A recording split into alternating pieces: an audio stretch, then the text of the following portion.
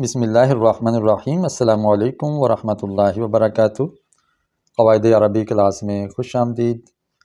آپ پڑھ رہے ہیں فعل ماضی، جملہ اسمیہ کے بعد جملہ فعلیہ کا سلسلہ جاری ہے۔ جملہ فعلیہ میں پہلا سبق ہم فعل ماضی کا پڑھ رہے ہیں، اور فعل ماضی کی گردان کرنا ہم پہلے جان چکے۔ پھر ان کے ہم نے عربی سے اردو، اردو سے عربی جملے بنائے، پھر قرآن مجید سے بھی اس کی مثالیں تلاش کر کے ان مرکبات کا بھی ترجمہ کیا، حدیث شریف سے بھی ہم نے اس کی مثالیں دیں اور اس کا ترجمہ کیا۔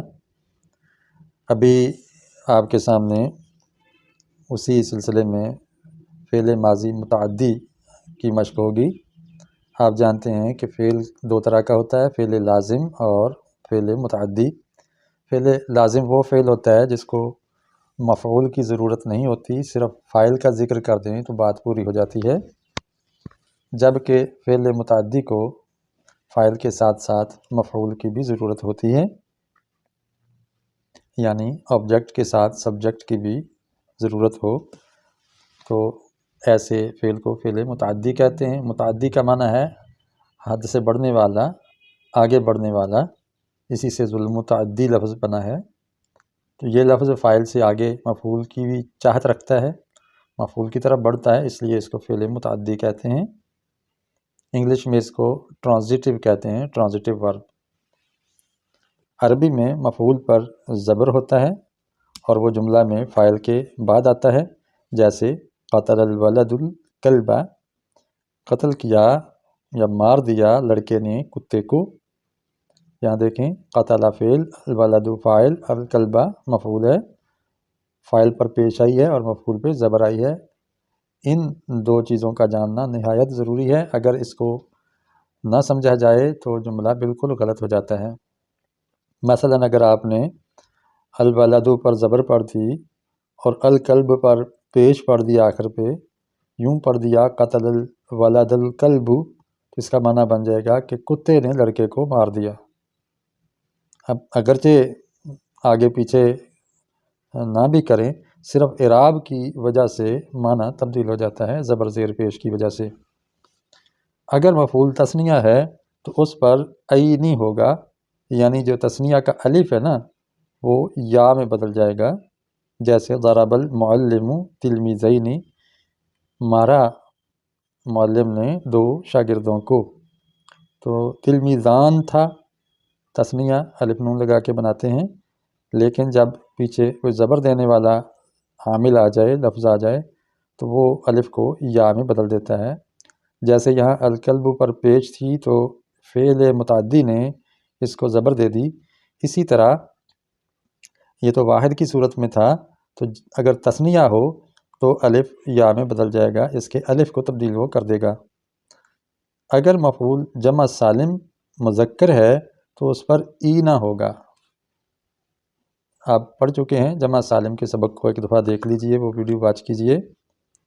جمع سالم وہ ہے جس کے واحد کے آگے واو نون بڑھا کے جمع بنا دی جائے، تو وہ واو مفعول کی صورت میں یا میں بدل جائے گی، یعنی اونا کی بجائے اینا بن جائے گا۔ جیسے وجدت، میں نے پایا، المسلمین مسلمانوں کو، فی المسجد مسجد میں، یہاں مسلمون سے المسلمین بن گیا ہے، واو یا میں بدل گئی، اور اسی یا کی مناسبت سے پیچھے زیر لگا دی گئی تاکہ یا کو پڑھنا آسان ہو۔ تو وجدت تو فعل ہے، اور میں نے کہا تھا کہ فعل کا فاعل آگے لفظوں میں موجود ہوتا ہے صرف واحد غائب کے صیغے کے لیے، اور اگر غائب کا نہیں، حاضر کا ہو، متکلم کا صیغہ ہو، تو اس کا فاعل اسی فعل کے اندر، اسی صیغے اور فارم کے اندر ہوتا ہے۔ یہ متکلم کا ہے، اس کی نشانی آخر میں پیش آ گئی ہے، تا پیش والی، جس کا معنی تھا میں، تو یہی اس کا فاعل ہے۔ وجدت فعل بفاعل، المسلمین مفعول، فی المسجد جار مجرور متعلق فعل۔ اگر مفعول جمع مؤنث سالم ہے تو اس پر آتن ہوگا، آتن کی بجائے آتن، آتن نہیں ہوگا، مفعول پہ زبر آتی ہے نا، تو یہاں جو جمع مؤنث سالم ہے اس پر زبر آتی ہی نہیں ہے، اور آتن یعنی زیر کے ساتھ اس کا اعراب آتا ہے، جیسے رأیت البناتی، میں نے دیکھا بچیوں کو، لڑکیوں کو، المسلمات مسلمان لڑکیوں کو، فی المدرستی اسکول میں، میں نے دیکھا مسلمان لڑکیوں کو اسکول میں، فی المدرستی۔ یہاں دیکھیں مفعول پہ زبر آنی چاہیے تھی نا، بناتا، لیکن چونکہ یہ جمع مؤنث سالم ہے، مؤنث سالم کی علامت جمع سالم والے سبق میں آپ جان سکتے ہیں، یہاں بھی بتا دیتا ہوں، الف تا لگا کے مذکر کے آگے اگر الف تا لگا دیں تو جمع سالم مؤنث سالم بن جاتی ہے، جیسے المسلم سے المسلمات۔ اب اس پر یا تو پیش آتی ہے یا زیر آتی ہے، زبر اس پر کبھی نہیں آتی، جب زبر آنی ہو تو تب بھی زیر آتی ہے۔ المسلمات کے نیچے زیر، یہ چونکہ صفت ہے اپنے موصوف بنات کی، تو صفت اپنے موصوف کی تابع فرمانی کرتی ہے، جیسے موصوف ہوگا ویسے ہی صفت آئے گی۔ مفعول اگر جمع مکسر ہے تو اس پر واحد کی طرح زبر ہوگا، جیسے طلب الملک الوزراء، طلب کیا بادشاہ نے وزیروں کو۔ یہ چونکہ جمع مکسر ہے تو اس کا اعراب واحد کی طرح آتا ہے، یعنی پیش آنی ہے تو پیش، زبر آنی ہے تو زبر، زیر آنی ہے تو زیر۔ جبکہ جمع سالم اور مذکر ہو یا مؤنث ہو، اس کا اعراب واحد کی طرح نہیں آتا ہے، یہ صرف جمع مکسر ایسی جمع ہے جس کا اعراب واحد کی طرح زبر، زیر، پیش کے ساتھ تینوں حالتوں میں آتا ہے۔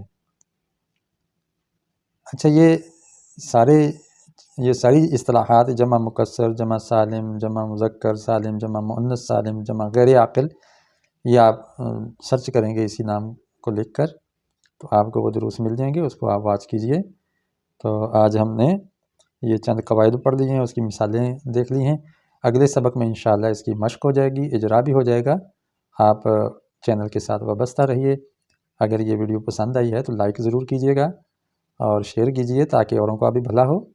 نئے ہیں تو چینل کو سبسکرائب کریں اور بیل آئیکن کو دبا دیں تاکہ اگلے دروس کا، اگلے لیکچرز کا نوٹیفیکیشن آپ کو ملتا رہے۔